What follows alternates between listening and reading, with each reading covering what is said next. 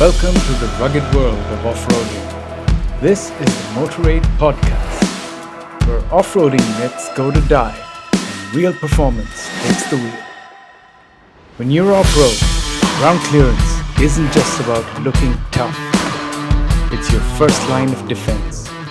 Miss it, and every sand dune, every rock, ridge, and rut turns into a serious threat. And solid recovery points, they're not optional. They're your lifeline when you're axle deep in trouble. We know because we've been there before. Stick around till the end, because the difference between you getting stuck and getting home is closer than you think.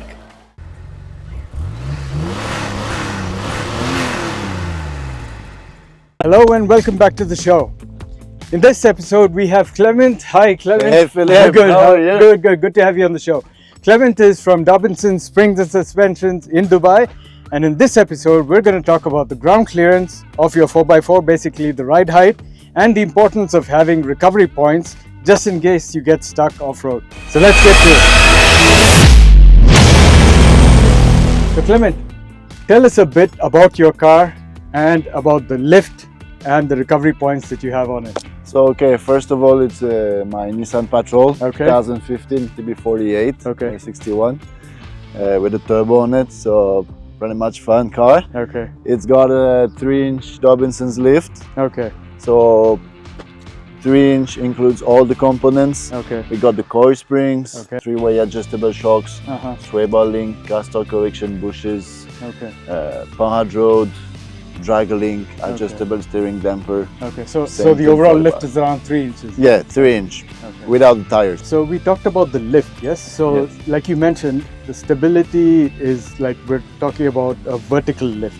Now what about sideways? Do you need spacers or just to adjust the amount of It's lift? always good when you raise the car. It's always good to make Okay. it a bit wider Okay.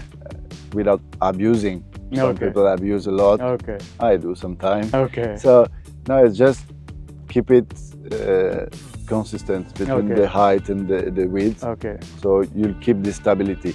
Okay. So do you have a feel for how wide it should be, or do you go through some calculations or something? Or No, it's just a feel? not really. Usually, the vehicles that we modify, Mhm. they've already been modified before. Okay. So Okay. we know pretty much what is Okay. needed, which Got tire it. size, which size of rim, the offset of the rims, Okay. the width of the rims as Mhm. well. Mhm. So, yeah, it's Okay. not really a feeling. After some people like their car to look very wide, so they Okay. will go for big rims with a Okay. huge offset. Okay. That's not really needed.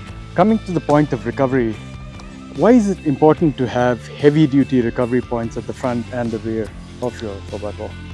Look, you never know what's gonna happen. You're Okay. going out, hanging out with friends or Yeah. whatever it is, and even sometime on the road. You never know. Okay. Okay, so you need some solid axles. You're modifying your car. Mm-hmm. You're taking it off road. It's maybe a bit heavier as well. Mhm. Okay. So that's very important to have. Usually try to have a car with 2 mounting points in the Okay. front Mhm. directly to the chassis. This is very important. I see some people making some custom-made metal bumpers Mhm. and putting the recovery points directly on it with no mounts on the chassis. No, this is really dangerous. Either the rope break or the recovery point, it's even worse, break, because it will go back to the other car Mhm. with a lot of momentum. Yeah. And if the recovery point is broken from the bumper, it's a piece of metal going Yeah. 200 km/h Yeah. in your direction. Yeah. Yeah. So this is very, very dangerous. Okay. Most of the cases, when you want to tow your car, it's because it's stuck. Yeah. Yeah. Having the recovery point mounted low Mhm. means it's gonna not only want to pull the car forward, It's going to lift it as well. exactly, it's Okay, got gonna it. lift it slightly so Got it it. takes it out the hole. Okay. So that's a good thing. Those recovery points are custom Mhm. because of the intercooler here. I mounted them as low as possible, Okay. directly fixed to the chassis, Okay. and one on each side. So Okay. in case I need to tow from one on each side of Okay. each side, Mhm. I can do it without any risk of damaging the front.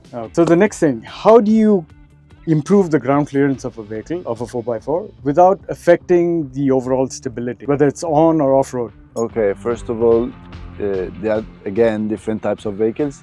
Okay. IFS, so independent wheel suspensions. If you just lift the car by itself, just by lifting by the suspension, without adding any tire, you will automatically raise the ground clearance. Okay. Now, in terms of stability, depending on the lift you choose, the height especially, depending on the vehicle, how it is engineered from the factory, that must be taken care of. Okay. So, for example, on a 2-inch lift like I have on solid axles, stability will come from what? Will come from the shocks, also will come from the sway bars. The sway bars, some people remove them depending on what you do again with the car. If you do rock crawling, if you do forest driving, that's going to be a totally different kind of build. Just for the sake of the viewers, what does the sway bar do, just in layman's terms? The sway bar will control the body roll. Okay. So the sway bar is attached to the chassis on each side, Okay. and on the differential on the solid axle at 2 points as well. So this is a flex piece of metal attached by the links. We can have a look at it. Here is our sway bar. We have the sway bar links, which are here adjustable to be able to keep the sway bar with a 3-inch lift. Okay. It will control the difference of height between the left and the right, Okay. which gives a lot of stability. So Okay. when you give a sharp turn or when the car tilts, it will control it. Okay. Clement, are there any misconceptions about lift kits that, you know, a beginner should be aware of? Like, what do people think in general about when they talk about lifting your 4x4? Do they think it's dangerous, or? Many people think, okay, I will go off-road, I need to lift my car. It has to be high. Okay. I don't As want high to as touch possible. anything. Okay. Yeah, you know, if they could go for a 6 or 8-inch lift, I would feel confident with it. In fact, most of the thing, especially in the country here in UAE, GCC in general, you don't need to lift the car that much. 3-inch is just mainly for the suspension travel that I did that. But let's say with a 2-inch, 2.5-inch, you have more than enough. Okay. So again, you'll keep your stability. You don't need to raise the car too high, modify so many things. So we're good with a 2.5-inch. Okay. Now I'll go back quickly. The difference between the solid axles and the independent suspension. When you raise a solid axle car, again, only the chassis and the body will raise, but not the axles. So that's mainly on your tires and rims choice. So this is the only thing that will really affect you.